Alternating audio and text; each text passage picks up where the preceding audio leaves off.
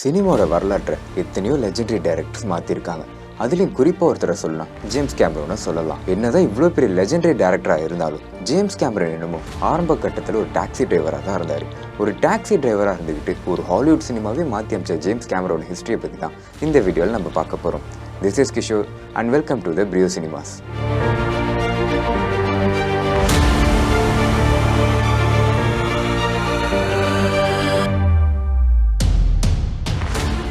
James Cameron ஒரு படத்தை எடுக்கிறதுக்கு மட்டுமே 10 வருஷம் வெயிட் பண்ணியிருந்திருக்காரு. ஆனால் அதே படத்தை அதிகமான பொருள் செலவில் எடுத்து கோடிகளில் வசூல் செஞ்சுருக்காரு. ஒரு சில டேரக்டர்லாம் சீக்வன்ஸ்க்கு விஷுவல் வச்சுட்டு இருக்கும்போது ஜேம்ஸ் கேமரூன் மட்டும் விஎஃப்எக்ஸ்க்காக விஷுவல் வச்சுட்டு இருக்காரு. சினிமா ரிலேட்டடாக ஃபியூச்சரில் என்னென்ன டெக்னாலஜி வருமோ அந்த டெக்னாலஜி இன்ட்ரடக்ஷன் ஆகிறதுக்கு முன்னாடி அவர்கிட்ட இருந்த நார்மலான எக்யூப்மெண்ட்டை வச்சு சில பிரம்மாண்டமான படத்தையும் எடுத்து காமிச்சிருக்காரு. இவ்வளோ அம்சங்களை கொண்ட ஜேம்ஸ் கேமரூன் 1954 கனடாவில் தான் பிறக்கிறாங்க. ஜேம்ஸ் கேமரூனோட அப்பா ஒரு எலக்ட்ரானிக்கல் இன்ஜினியரிங், அவங்க அம்மா ஒரு நர்ஸாக இருந்துக்கிட்டு ஓவியம் வரைகிறதுல ரொம்ப எக்ஸ்பர்ட்டாகவும் இருந்திருக்காங்க. இவ்வளோ ஏன் டைட்டானிக் படத்தில் அந்த ரோஸை வரைகிற சீன்ஸ் எல்லாமே ஜேம்ஸ் கேமரூன் தான் வரைஞ்சிருக்காங்க. ஜேம்ஸ் கேமரூனோட அப்பா ஒரு இன்ஜினியர்னாலவோ என்னவோ ஜேம்ஸ் கேமரூனுக்கு இன்ஜினியரிங் மேலே ரொம்ப ஆர்வம் வந்திருக்குது. சின்ன வயசில் அவர் ஸ்கூல் படிக்கும்போது அவங்க ஸ்கூல் ஃப்ரெண்ட்ஸோட ப்ராஜெக்ட் எல்லாம் ஜேம்ஸ் கேமரூன் தான் பண்ணி கொடுத்துருக்காங்க. அண்ட் இது இல்லாமல் சின்ன வயசுல இருந்தே ஜேம்ஸ் கேமரூனுக்கு சயின்ஸ் ஃபிக்ஷன் புக்ஸ் மேலே ரொம்பவே ஆர்வமாகவும் இருந்திருக்காரு. அதிகமான சயின்ஸ் ஃபிக்ஷன் புக்ஸ் படித்ததுனாலேயே என்னவோ ஜேம்ஸ் கேமரூனுக்கு தரமான சயின்ஸ் ஃபிக்ஷன் படம் எடுக்கிறதுக்கு ரொம்பவே ஹெல்ப்ஃபுல்லாக இருந்திருக்குன்னு சொல்லலாம். ஜேம்ஸ் கேமரூன் கலிஃபோர்னியா பல்கலைக்கழகத்தில் ஃபிசிக்ஸ் படிச்சுட்டு வந்தார். அதுக்கப்புறம் ஃபிசிக்ஸ் பிடிக்காம இங்கிலீஷ் லிட்ரேச்சரும் படிச்சுட்டு வந்தார். கொஞ்ச நாள் கழிச்சு அந்த இங்கிலீஷ் லிட்ரேச்சரும் பிடிக்காம காலேஜை விட்டு ட்ராப் அவுட் ஆகிறாங்க. இந்த ட்ராப் அவுட் ஆனதுக்கப்புறம் வேலை தேடணுன்ட்டு ஜேம்ஸ் கேமரூன் ஒவ்வொரு இடமா தேடி அலையிறாங்க. அதுக்கப்புறம் ஜேம்ஸ் கேமரூனுக்கு கிடைச்ச வேலை என்னமோ ஒரு டாக்ஸி டிரைவர் தான். ஜேம்ஸ் கேமரூன் டாக்ஸி டிரைவராக இருக்கும்போது அவங்களுக்கு சினிமா மேலே ஆர்வம் வருது.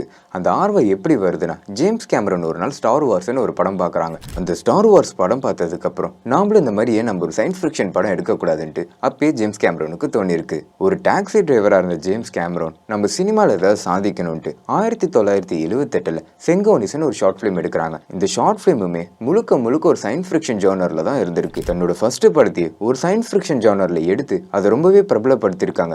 இப்போ வரையும் இந்த படம் ஜேம்ஸ் கேமரூனோட பேர் சொல்லும் படமாகவே இருக்கு. அதுக்கப்புறம் ஜேம்ஸ் கேமரூனுக்கு ராக் அண்ட் ரோல் ஹை ஸ்கூல்ன்ற ஒரு படத்தில் ப்ரொடக்ஷன் அசிஸ்டண்டாகவும் வேலை கிடைச்சிருக்கு. பல ஹிட்டு கொடுத்த ஜேம்ஸ் கேமரூனுக்கு இதுதான் ஸ்டார்டிங் பாயிண்டாகவும் இருந்திருக்கு. பேட்டில் பிஹைண்ட் த ஸ்டார்ன்ட்டு ஒரு படம், இந்த படத்தில் ஆர்ட் டைரக்டராகவும் வேலை பார்த்திருக்காரு. அண்ட் அது இல்லாமல் எஸ்கேப் ஃப்ரம் த நியூயார்க்னு ஒரு படம், இந்த படத்தில் ஸ்பெஷல் எஃபெக்ட் ஆர்டிஸ்டாகவும் வேலை பார்த்திருக்காரு. இப்படி படிப்படியாக தன்னோட கெரியரை ஸ்டார்ட் பண்ண ஜேம்ஸ் கேமரூன் அதுக்கப்புறம் பிரானா 2ன்ட்டு ஒரு படம், அதை டைரக்ட் பண்ணுறதுக்கான ஒரு சான்ஸ் கிடைக்குது. இந்த சான்ஸும் ஜேம்ஸ் கேமரூனுக்கு ரொம்ப ஈஸியெல்லாம் கிடைச்சிடல. பிரானா பார்ட் 1 எடுத்ததுக்கப்புறம் பார்ட் 2 எடுக்கிற வேலைப்பாடுகள்லாம் நடந்துட்டு இருந்துச்சு. அப்போ டைரக்டருக்கும் ப்ரொடியூசருக்கும் சில மனக்கசப்பு ஏற்பட்டதுனால பிரானா பார்ட் 2வோட டைரக்டர் படத்தை விட்டு வெளியே போயிடுறாங்க. அப்போ அங்கே ஸ்பெஷல் எஃபெக்ட் டைரக்டராக இருந்த ஜேம்ஸ் கேமரூனுக்கு இந்த வாய்ப்பு வருது. இந்த படத்தை எடுத்து முடிக்கிறதுக்கும் ஜேம்ஸ் கேமரூன் ரொம்பவே கஷ்டப்பட்டு இருந்திருக்காங்க. ப்ரொடக்ஷன் சைட்ல இருந்து ப்ரெஷர், டெக்னிக்கல் சைட்ல இருந்து ப்ரெஷர், இவ்வளோ ப்ரெஷரை தாங்கினதுனால ஜேம்ஸ் கேமரூன் நிறைய நைட்டு தூங்காம இருந்ததாகவும் ஒரு இன்டர்வியூல சொல்லியிருந்திருக்காரு. ஆனா இப்ப ஜேம்ஸ் கேமரூனுக்கு தெரியல, அவரோட தூங்காத நிறைய இரவுகள் தான் அவரை பெரிய லெஜெண்டரி டைரக்டர் ஆக்க போகுதுன்ட்டு. ஜேம்ஸ் கேமரூன் தூங்கிட்டு இருக்கும்போது அவர் நைட்ல ஒரு எலும்புக்கூடு ரோபோட் வந்திருக்கு. அதை பார்த்து நைட்டு தூக்கத்துல இருந்து எழுந்திருக்காரு. அவர் எழுந்ததுக்கு அப்புறம் தான் அவருக்கு ஒரு யோசனை வருது. இந்த ரோபோவை மையமா கொண்டு ஒரு டைம் டிராவலை கான்செப்டா வச்சு நாம ஏன் ஒரு படம் பண்ணக்கூடாதுன்னு நம்ம ஒரு யோசனை வந்திருக்கு. அப்படி உருவான படம் தான் டெர்மினேட்டர். இந்த டெர்மினேட்டர் படமும் அவர் ரொம்ப ஈஸியாலாம் எடுத்துடல. இந்த டெர்மினேட்டரோட ஸ்கிரிப்டை எடுத்துட்டு போய் நிறைய ப்ரொடக்ஷன் ஹவுஸ்க்கு போய் இந்த கதையை சொல்றாரு. அப்போ கதை நல்லா இருந்தாலும் ஒரு புது இயக்குனர்கிட்ட எப்படி சயின்ஸ் ஃபிக்ஷன் கதையை கொடுக்கணும்ட்டு நிறைய ப்ரொடியூசர் இந்த கதையை ரிஜெக்ட் பண்ணியிருந்திருக்காங்க. ஆனா அதுக்கப்புறம் அந்த டெர்மினேட்டர் படத்தை எடுக்கிறது ஜேம்ஸ் கேமரூனுக்கு ரொம்ப பெரிய சவாலாவே இருந்துச்சு. ப்ரொடக்ஷன் சைட்ல இருந்து கொடுத்த ஒரு லோ பட்ஜெட் அமௌண்ட்டை வச்சுக்கிட்டு அப்ப இருந்து டெக்னாலஜியை வச்சுக்கிட்டு இவ்வளோ கிராண்டான படம் எடுக்கிறது இம்பாசிபிளா இருந்துச்சு. ஆனா அதையுமே ஜேம்ஸ் கேமரூன் எடுத்து சக்சஸ் பண்ணியிருந்திருக்காரு. இந்த படத்துக்கு அப்ப புதுமுகமா இருந்த அர்னால்டுங்கிற கேரக்டரை வச்சுதான் இந்த டெர்மினேட்டர் படத்தை எடுத்திருக்காரு. இந்த டெர்மினேட்டர் படம் மூலமா மாறினது ஜேம்ஸ் கேமரூனோட லைஃப் மட்டும் இல்ல, இப்போ வரைக்கும் நிறைய பாடி பில்டரோட இன்ஸ்பிரேஷனா இருக்க அர்னால்டோட லைஃபையும் தான்.